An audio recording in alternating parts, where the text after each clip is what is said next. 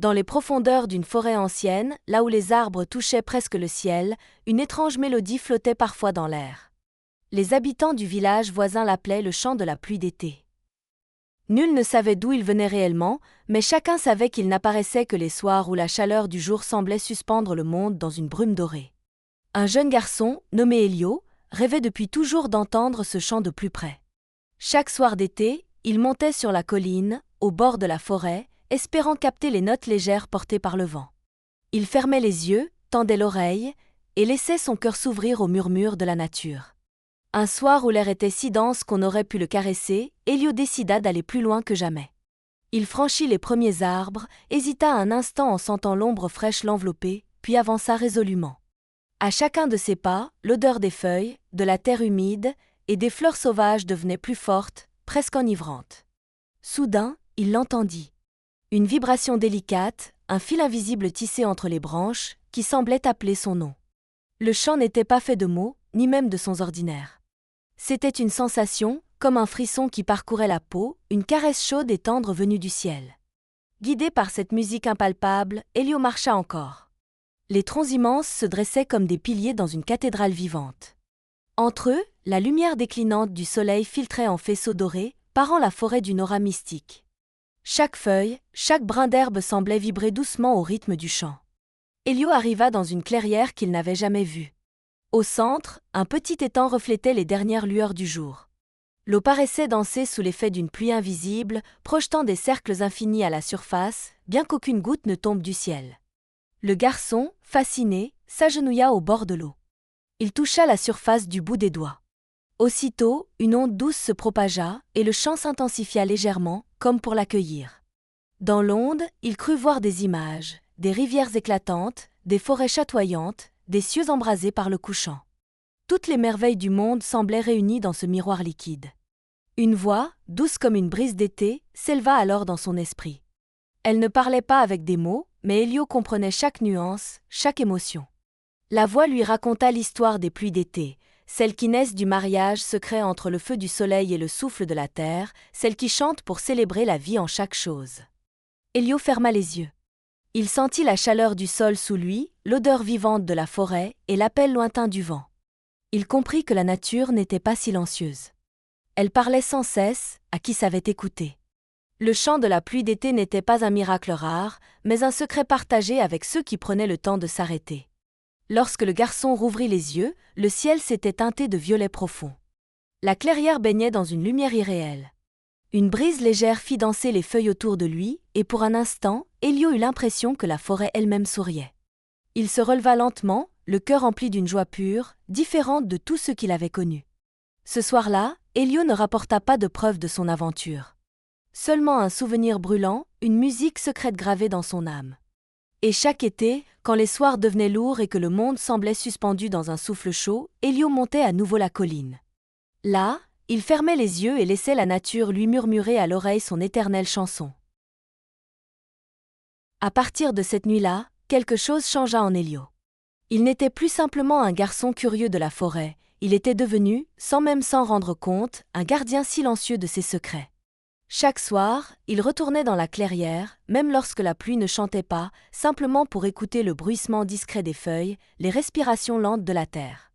Un soir, alors qu'il traversait le bois assombri, une légère brume s'éleva du sol. La forêt semblait flotter entre deux mondes, suspendue entre veille et sommeil. Elio s'arrêta, fasciné par ce voile mouvant. Il tendit la main, et la brume s'enroula doucement autour de ses doigts, comme une créature vivante venue saluer un vieil ami. Porté par une impulsion qu'il ne comprenait pas encore, Elio s'enfonça plus profondément dans la forêt. Là, au pied d'un chêne plusieurs fois centenaire, il découvrit un sentier étroit, presque effacé sous les fougères épaisses. Sans hésiter, il s'y engagea. Chaque pas semblait l'emmener dans un monde plus ancien, plus vrai. L'air devenait plus frais, chargé de parfums oubliés, mousse fraîche, bois humide, fleurs sauvages écloses à la faveur de la nuit. Les sons familiers de la forêt diurne s'étaient estompés, remplacés par un silence vibrant, dense, presque sacré. Le chemin déboucha sur une seconde clairière, plus petite que la première. Au centre, un cercle de pierres moussues se dressait, disposé avec une précision étrange. À peine Elio franchit-il le seuil invisible du cercle que le chant reprit, plus fort, plus net. Ce n'était plus seulement un murmure, mais une symphonie discrète, tissée d'instruments invisibles. Dans cette musique, Elio percevait des voix. Non pas humaines, mais anciennes, profondes, reliées aux racines du monde. Chaque note semblait éveiller une mémoire enfouie en lui, une connaissance instinctive de la terre, de l'eau, du vent et du feu. Au centre du cercle, une flaque d'eau reflétait le ciel nocturne. Mais en s'approchant, Elio réalisa qu'il ne s'agissait pas d'un simple reflet. Il voyait d'autres lieux, d'autres temps. Des forêts vierges, des orages primordiaux, des animaux majestueux courant libres sous un soleil éclatant. Sans réfléchir, il s'agenouilla devant l'eau et ferma les yeux. Le chant s'intensifia encore, emplissant tout son être. Il sentit son propre cœur battre au rythme de cette mélodie millénaire, comme si son sang lui-même se souvenait. Quand il rouvrit les yeux, la brume avait entièrement recouvert la clairière. Les pierres semblaient flotter dans un océan de nuages. Une silhouette floue se dessina devant lui, haute et souple comme un jeune arbre. La silhouette tendit une main vers lui. Elio n'hésita pas. Il avança, posa sa main dans celle de l'apparition. Un frisson parcourut son bras, mais ce n'était pas de la peur. C'était une reconnaissance. Comme retrouver un frère perdu depuis toujours. La silhouette murmura, ou peut-être chanta-t-elle, dans une langue que son esprit comprenait sans avoir jamais apprise. Elle lui parla de la mission des gardiens, ceux qui écoutent les voix de la nature, ceux qui veillent à ce que son chant ne s'éteigne jamais. Puis, tout aussi doucement qu'elle était apparue, la silhouette se dissipa dans la brume, laissant dans la main d'Elio une minuscule pierre brillante. Elle pulsait doucement, au rythme de son propre cœur. Elio serra la pierre contre sa poitrine. Il comprit que désormais, il n'était plus seulement un visiteur dans cette forêt. Il en faisait partie. Et tant qu'il vivrait, il porterait en lui le chant de la pluie d'été. Les jours suivants, Elio sentit le monde changer autour de lui, ou peut-être était celui qui voyait enfin ce qui avait toujours été là. Chaque bruissement, chaque souffle du vent dans les feuillages lui parlait à présent avec une clarté nouvelle. Il entendait des histoires dans le murmure des ruisseaux, des avertissements dans le craquement des branches sèches, des promesses dans l'épanouissement soudain des fleurs sauvages. Un matin, alors que l'été touchait à son apogée, une lourde chaleur pesa sur le village. Le ciel était d'un blanc éclatant, presque aveuglant, et l'air semblait vibrer d'une tension invisible. Les anciens murmurèrent entre eux, la pluie devait venir. Mais elle tardait, et les champs se desséchaient sous la morsure du soleil. Elio sentit l'appel avant même que la première feuille ne frémisse. Il savait que la forêt avait besoin de lui. Il suivit le sentier secret jusqu'au cercle de pierre, sa petite pierre brillante serrée contre son cœur. Là, il s'assit en silence, fermant les yeux pour écouter le chant de la terre.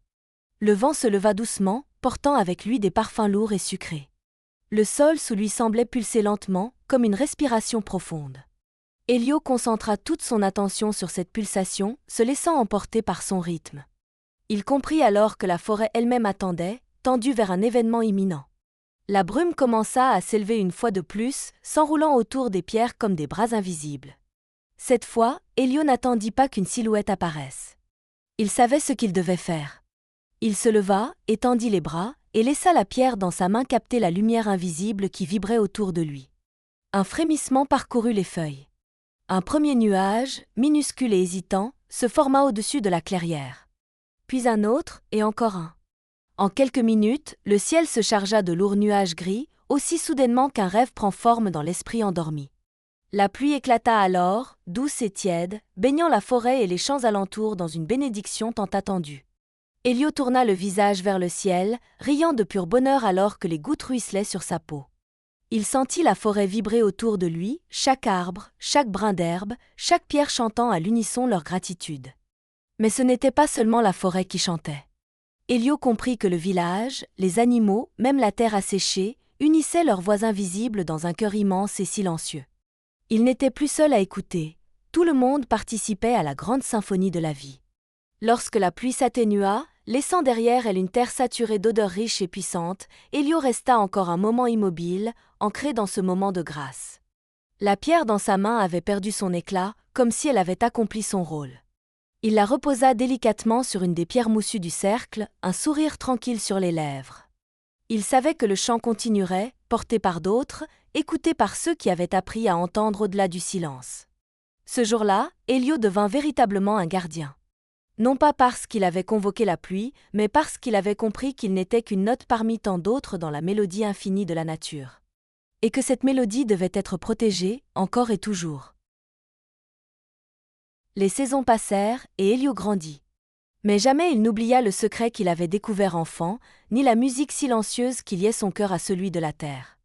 Même lorsque ses jambes devinrent plus longues, son regard plus attentif, il conservait cette même capacité d'émerveillement, ce respect profond pour chaque souffle du vivant.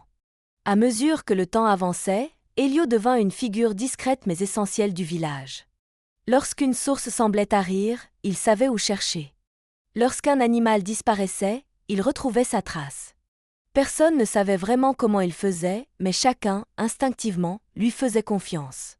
Parfois, lors des longues soirées d'été, il rassemblait les enfants du village autour du feu et leur racontait des histoires. Pas celles qu'on trouve dans les livres, mais celles que lui soufflaient les arbres, les rivières, le vent. Il leur parlait de la pluie d'été, de la forêt vivante et des pierres qui chantaient sous la brume. Les enfants écoutaient, captivés, les yeux brillants. Certains riaient, d'autres restaient silencieux, méditant sur les mystères évoqués. Elio savait que, parmi eux, quelques-uns entendraient un jour le chant de la pluie, et que le cercle des gardiens ne serait jamais brisé. Un soir, alors que la chaleur pesait lourdement et que l'ombre des collines s'étirait sur les champs dorés, Elio sentit une vibration particulière dans l'air. C'était subtil, presque imperceptible, mais pour lui c'était plus clair qu'un appel. Il se leva, laissant le village derrière lui, et suivit le chemin familier jusqu'à la forêt. À son arrivée, la clairière brillait d'une lueur douce et irréelle. Les pierres, baignées par la lumière de la lune, semblaient vibrer d'une énergie contenue. Elio s'agenouilla au centre du cercle, ferma les yeux et écouta. Le chant était là, plus puissant, plus vaste que jamais. Il n'était plus seulement celui de la pluie d'été. C'était le chant de la forêt entière, de toutes les forêts, de tous les êtres vivants liés dans une danse millénaire. Elio comprit qu'il était temps pour lui de transmettre pleinement ce qu'il avait reçu. Il resta là, toute la nuit, enveloppé dans la musique du monde. Quand l'aube pointa, teintant le ciel de nuances roses et dorées, il se releva, le cœur rempli d'une paix absolue. À partir de ce jour, Elio guida les autres non plus seulement avec ses gestes, mais avec ses mots et son regard. Il devint un passeur, un lien vivant entre la nature et les hommes. Et même lorsque son corps vieillit, que ses cheveux blanchirent comme les neiges éternelles, son regard resta vif et jeune, illuminé par le souvenir du chant de la pluie d'été.